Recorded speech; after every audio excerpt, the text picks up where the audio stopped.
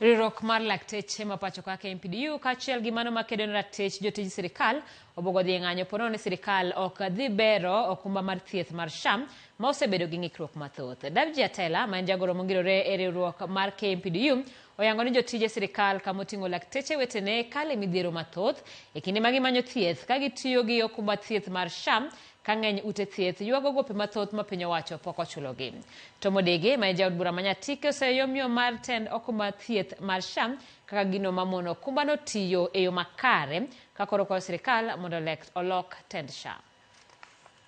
The Union of Kenya Civil Servants and Kenya Medical Practitioner, Pharmacists and Dentists Union have today, in a singular voice, give the government 2 weeks to resolve any challenges that are there with the comprehensive medical scheme of the civil servants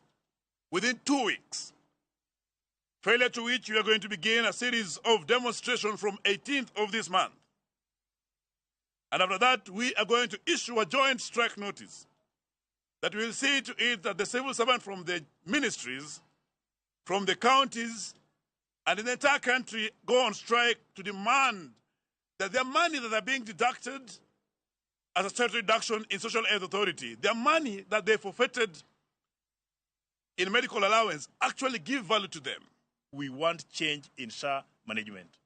Whatever we have currently is not serving the Republic, is not having any interest of Kenya at heart, because as we are talking today,